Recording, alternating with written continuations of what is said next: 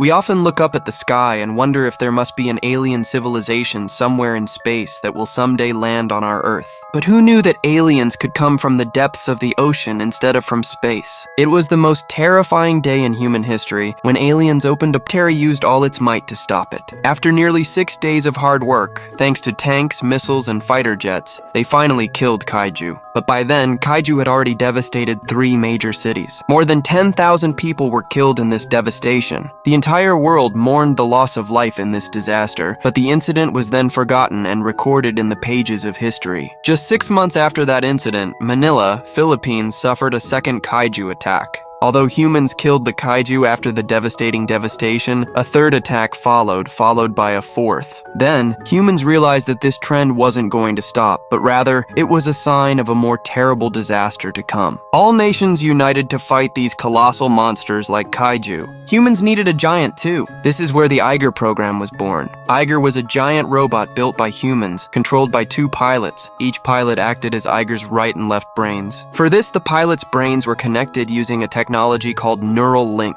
This process, known as drift, involved the 2 pilots entering each other's brains and sharing their memories, thoughts, and emotions. When their thinking began to match, their brains merged. They were able to control the Jaeger simultaneously. The Jaeger moved in the same way they moved their bodies. The Jaeger proved to be an effective weapon for eliminating Kaiju. They destroyed them as soon as they emerged from the portal. Thus, thanks to the Jaeger, the fear of Kaiju had been eradicated from the hearts of people. But then one day, the military detected another Kaiju emerging from the ocean. Until now, humans had only encountered 2 types of Kaiju, but this time they were about to face a completely new kind. This was a third category of Kaiju named the Knife Head. It was the largest Kaiju ever seen. To deal with this Kaiju, the Jaeger robot's 2 brave pilots, Nasi and Raleigh, wore special armor and prepared. After which the head was attached to the body. After this, through the drift process, their brains merged and became one, creating the Jaeger's unique form. Life returned, and then Nasi and Raleigh piloted the Jaeger into the ocean. Meanwhile, Marshall Stack of the Jaeger Force was constantly monitoring them from the control room. The vessel was so massive that even after plunging into the ocean, only half of its body was submerged. In the same ocean, a ship was facing stormy waves. Those waves signaled something large approaching the ship. Just then, the monstrous Kaiju emerged from the depths of the ocean and stood before the ship like death. Trembling with fear, the ship's crew members prayed to God. Perhaps God had heard their prayers, because at that very moment, a massive hand lifted the ship like a toy and carried it to safety. That hand belonged to Jaeger, and Raleigh and Sissy had arrived. Kaiju was attacked with the plasma cannon in Jaeger's hand, sending the Kaiju flying away. It was impossible for any Kaiju to get back up after this blow. Nasi and Raleigh started returning, celebrating their victory. Marshall, from the control room, saw that the Kaiju was still alive. Marshall ordered Yancey, and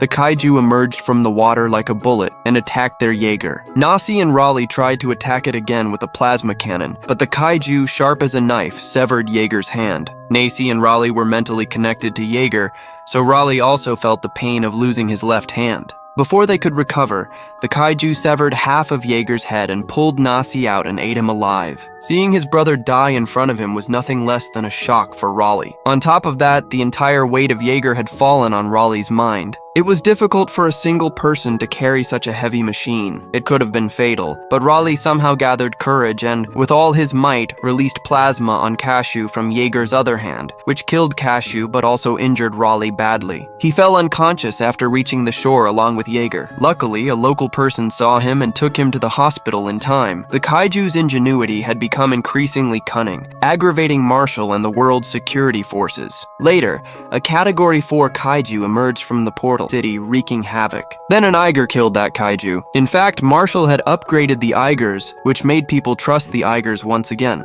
Meanwhile, Marshall went looking, tried to improve the Eigers as much as possible, and now he was about to undertake a major mission, but he needed a pilot for the Gypsy. This was the codename of the same Jaeger Raleigh and his brother had previously piloted. Therefore, in Marshall's eyes, there was no better pilot for Gypsy than Raleigh. Marshall boosted Raleigh's morale and convinced him to fight again. He took him to his battle station in Hong Kong. Once there, Marshall introduced Raleigh to Mako. It was Mako's responsibility to find a co-pilot for Raleigh. Marshall took Raleigh inside the facility where work was underway to upgrade the Gypsy. Now only 4 Jaegers were available. So, to save the world, Marshall took a major step. His plan was to fit a nuclear bomb into the most advanced gypsy. They would travel to the kaiju portal deep in the ocean and detonate it, thus preventing the kaiju from ever returning to their world. They had to protect the Jaeger carrying the nuclear bomb. Mako then brought Raleigh to see his Jaeger, which they had upgraded to make it even more advanced. Meanwhile, two of Marshall's scientists were conducting research on kaiju. They had preserved the brain of a dead kaiju. The brain remained alive even after it was removed from its body. Meanwhile, biologist Newton learned some surprising information about kaiju. He showed Marshall a skin sample of the first kaiju that arrived on Earth 5 years ago and a kaiju that had recently died in Australia. He explained that the DNA of both kaiju was identical. This led so Raleigh decided to make Mako his co-pilot, but Marshall was reluctant. Mako had gone through a difficult past, and Marshall feared that Mako's past might distract him from his mission. On the other hand, despite Marshall's refusal, Newton was going to connect with Kaiju's mind. He connected a part of the drift machine to Kaiju's brain, placed a device on his head, and turned on the machine,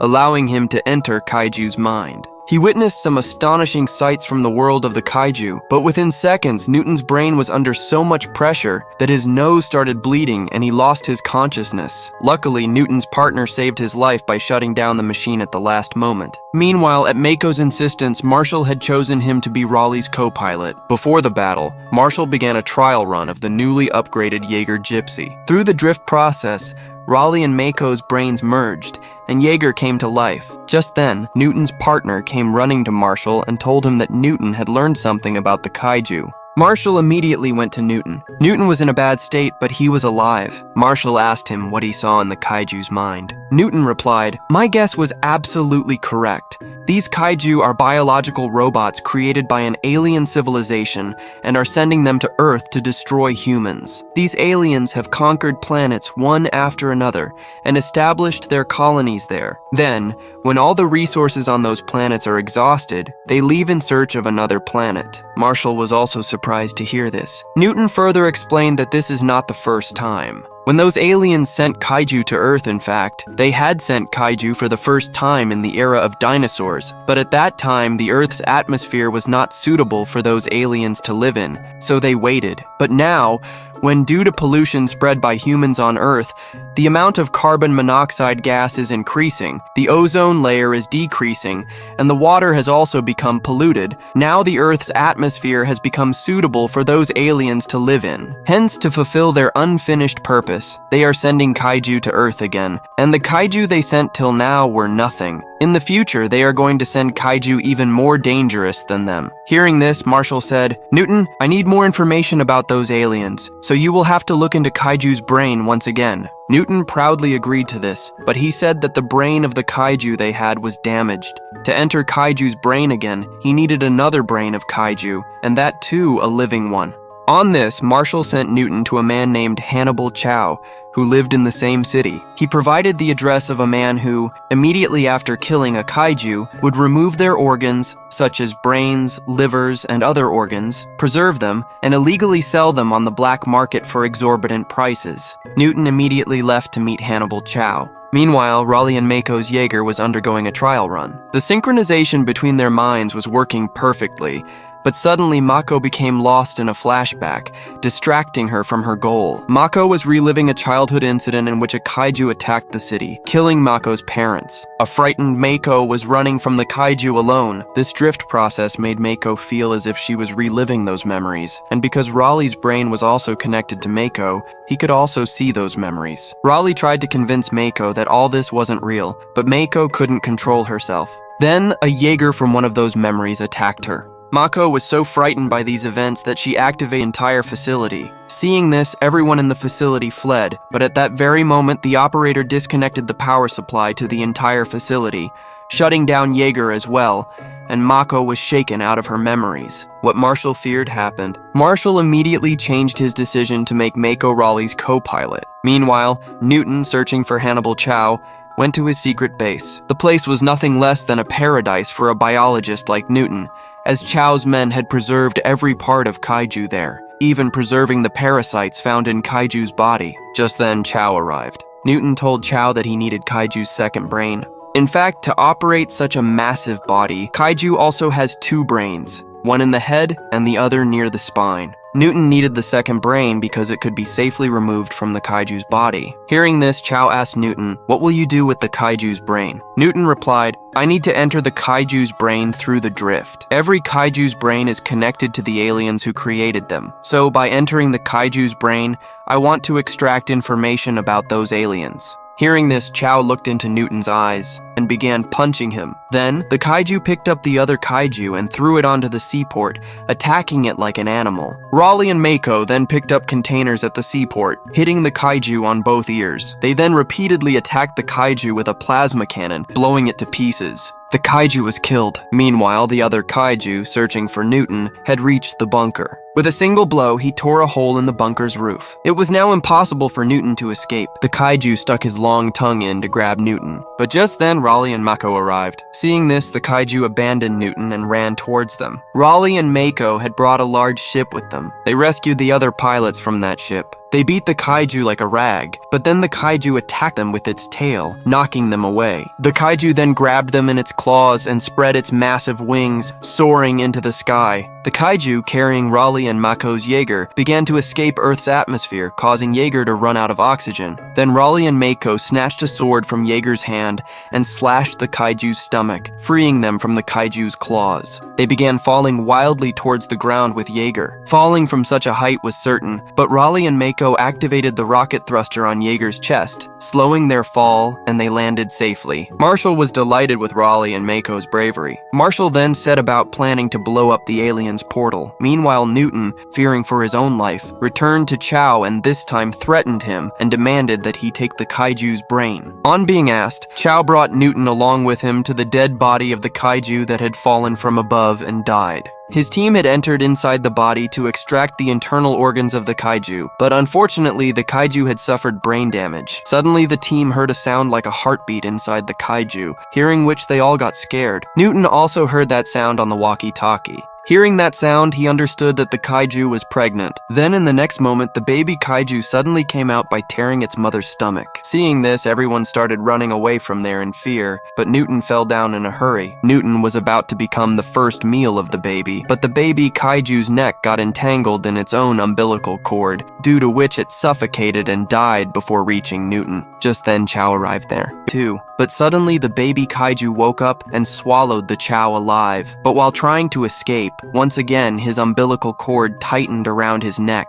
and this time, he was completely killed. Meanwhile, on the other hand, Marshall's team got information that this time the aliens had sent 2 more kaiju to Earth. But the strange thing was that instead of coming out of the ocean, those kaiju were hovering around the portal. Actually, the aliens had come to know through Newton's brain that humans could fly to the portal, and they were planning to invade the alien world, so they deployed kaiju to guard the portal. However, Marshall remained undeterred. He immediately asked the technician to prepare both Jaegers. Meanwhile, Newton called his partner to join him with the drift machine and baby kaiju. He was ready to peer into the minds of the aliens once again through baby kaiju's mind. This time, his partner also decided to join him in this task so that the load on the kaiju's mind would be better handled. Then, they both connected to the machine and entered the minds of the aliens. Newton and his partner, entering kaiju's mind, discovered something that worried them. They immediately left for the battle station to alert Marshall and his team of the danger. But by then, Marshall had already left to execute his plan. This time, Marshall himself was aboard a Jaeger carrying a nuclear bomb with a co-pilot, and Raleigh and Mako were following him in their Jaeger to protect him. Descending into the depths of the ocean, they moved closer to the portal. During this time, the 2 kaiju were hovering around them, but strangely, they weren't attacking them. Just then, Marshall's Jaeger arrived very close to the portal, and Raleigh and Mako were right behind them. This was the perfect opportunity to drop the nuclear bomb in the portal. But then Marshall noticed something fishy. He noticed that the kaiju were nowhere to be seen,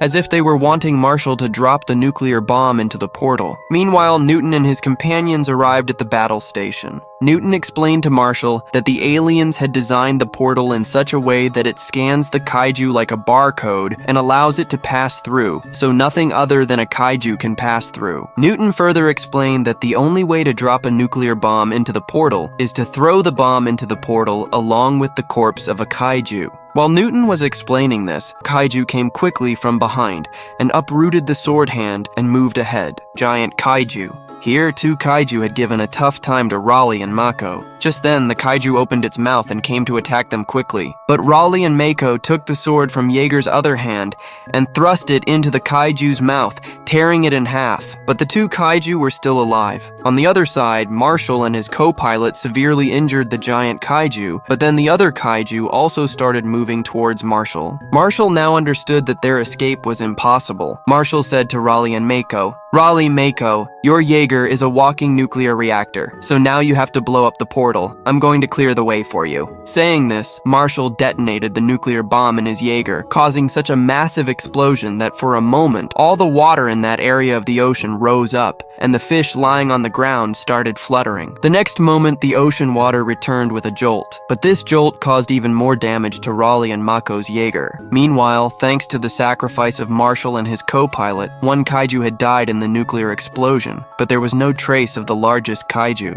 Raleigh and Mako, not wanting Marshall's sacrifice to go to waste, picked up the kaiju's body and started moving towards the portal so that the world could be saved. They could have entered the portal with the help of the corpse and blown it up, but then the huge kaiju appeared before them. It's not known what kind of material the kaiju was made of, that it had survived even a nuclear explosion. But at that very moment, Raleigh and Mako turned on their Jaeger's jet and grabbed the kaiju, due to which the oxygen inside the Jaeger started to decrease. Then the fire of which burnt the kaiju, and finally the kaiju died. With this, they managed to escape inside the portal with the help of the kaiju. Mako's suit's oxygen had become very low, so Raleigh put Mako in an escape pod and ejected him back to Earth and set out alone towards the other end of the portal. As soon as he emerged from the other end of the portal, Raleigh's Jaeger had entered the alien's planet. With this, Raleigh turned on Jaeger's nuclear reactor, which was about to explode in 60 seconds. After this, Raleigh also boarded an escape pod. On the other hand, the aliens were stunned to see Jaeger on their planet. As soon as Raleigh ejected his escape pod towards Earth, there was a huge explosion in Jaeger which destroyed the portal. Along with this, a large population of aliens was also wiped out. Luckily, by then Raleigh had come out of the portal. Meanwhile, seeing the destruction of the portal at the battle station, a wave of happiness ran through all the people. Thanks to Raleigh and Mako,